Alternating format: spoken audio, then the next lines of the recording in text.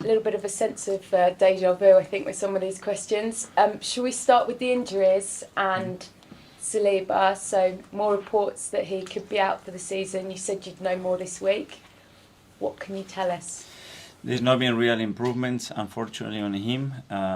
So we are still waiting. We are still hopeful, but obviously it's another week that is gone by, and Isaac hasn't been able to train with the team. Can you tell us a little bit more about the injury? There was some speculation that it's sort of disc problems and that he might have to miss the rest of the season. I leave that to the doctors to explain if they have to explain. Are you preparing for the rest of the season without him now?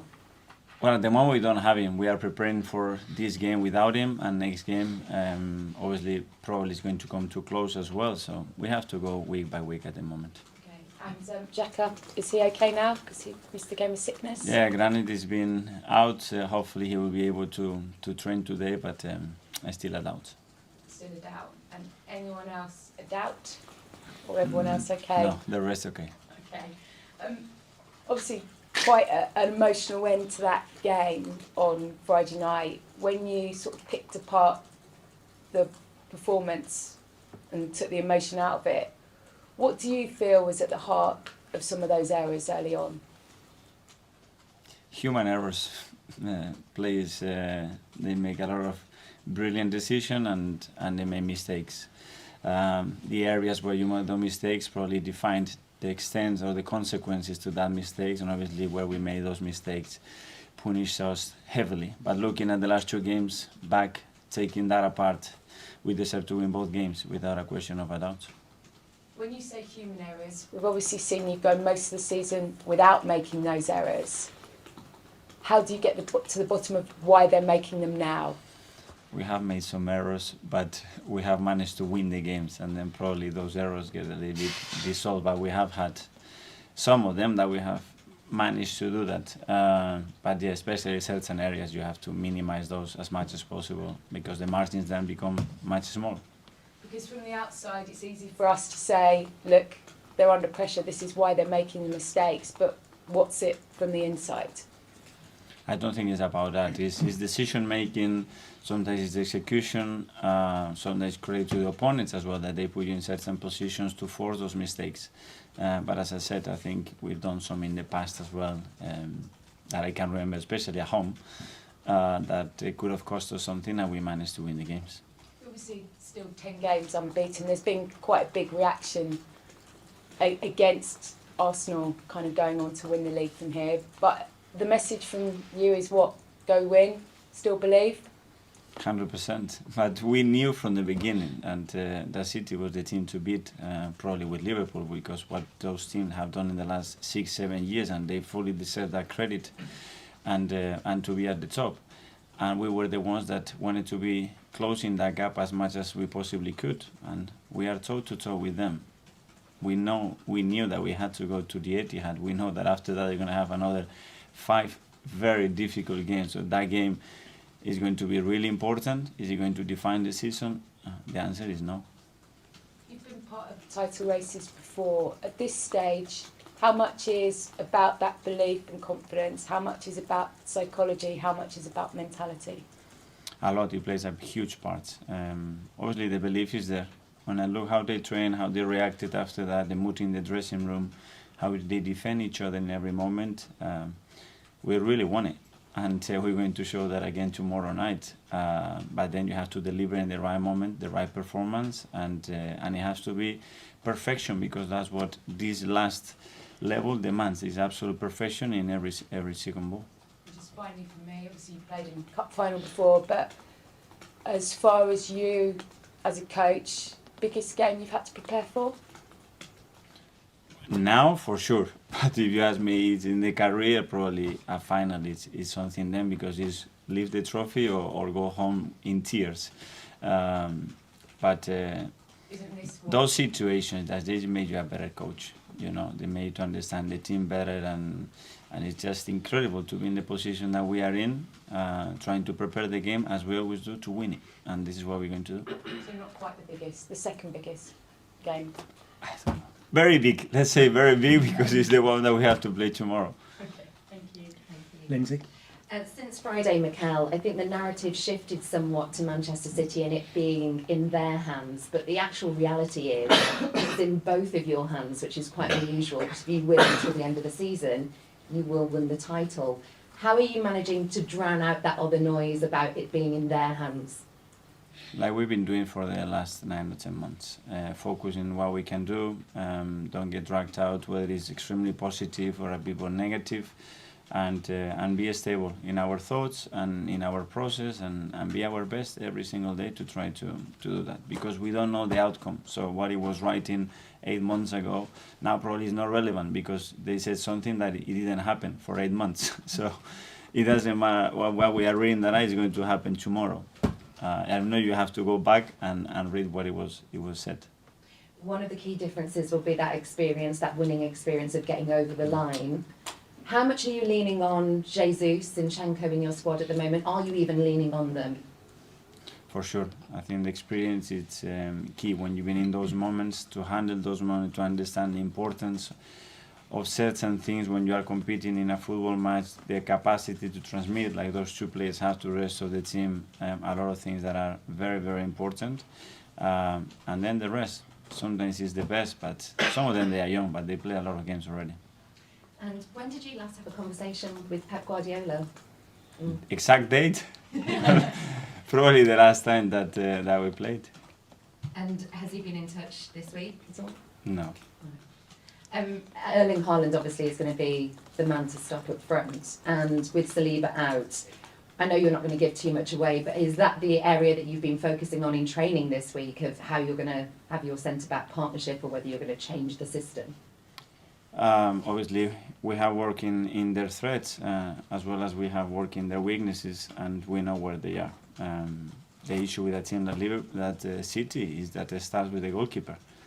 And he's a threat when the ball is with him, and you have to control every single one. But just focus on us. We know what they want to do, what they're going to try to do. They can do various things. They can play with a box inside, they can play with a diamond, they can build the game with three, they can be asymmetric on one side, they can put Bernard on the right and then play a diamond there and put Walker higher. They can do so many things that you have to be adaptable. So I think you have to focus on certain principles to try to take the game where you want. Yeah. Hi, Mikel. Do you see this as winner takes all, this game? Sorry? Do you see this game as being winner takes all? Whoever wins will win the title? No, I don't think. If we win tomorrow night, we haven't won the league, that's for sure. But it puts you obviously in a great position because of the number of games left, even though City have games in hand. That's what I'm kind of saying. If you win, you're overwhelming favourites. If they win, they're overwhelming favourites. It will shift a little bit, probably the percentage, but 5 games in this league, with the games that we both have to play, very tricky still. Do you think the last few weeks has shown that your team are suffering from nerves? They are very young, and most of them are very inexperienced. Has nerves been perhaps the biggest thing? How will they overcome that tomorrow? I think it's more about the situations that in key moments in games they haven't gone our way, and they could have been very different. And I still say, even with those moments, we deserve to win the last 2 games by quite far. And we haven't been able to do that, and that efficiency is key. But as well, because in front of goal, there were some moments that we should have done much better, and we conceded some sloppy goals. You said you'll be relying a little bit on, or you're encouraging Zinchenko and Jesus to sort of, with their winning experience, maybe within the squad, to talk to them ahead of the game. How are you doing that? How are you involving them maybe a little bit more than you normally would do? In a very natural way, since I think when they come in after 2 weeks, 3 weeks, they're set, because they've been where they've been. They say, we can win this league. So it's not something that we have started to feel or they have tried to transmit. And I didn't know about that, but they said to me that a few months ago. It's been going on since August. So it's not something that now you rely on them. No, this process has been coming for a long time. You've also said it's not the biggest game of your career in terms of managerial, cup finals are bigger. But do you appreciate that if you were to go on and win the title, it would be something exceptional where you were at the beginning of the season? Yeah, but the biggest game is the next one, and the biggest game in my career was the game that we play against Southampton. Because if we would have won that game, we would be in a much better position. And you have to live the day. And after City, the biggest one for sure. You asked me that question because if we win the next one, then yeah, it will be that. And if not, it will be Wolves. The last one is the best one. Yeah. So that is going to change every single week. And last one from me, as you all know, City, when they get on a roll, very hard to stop, and they seem to be on that roll right now where they just win game after game after game. In a sense, you'd have preferred this game maybe 2 or 3 months ago. We cannot change that, but they've been in this incredible form, and look where we are in the table still. So that means that we've been as well in an incredible form. That's why we are where we are. Good luck tomorrow. Thank you. Mark?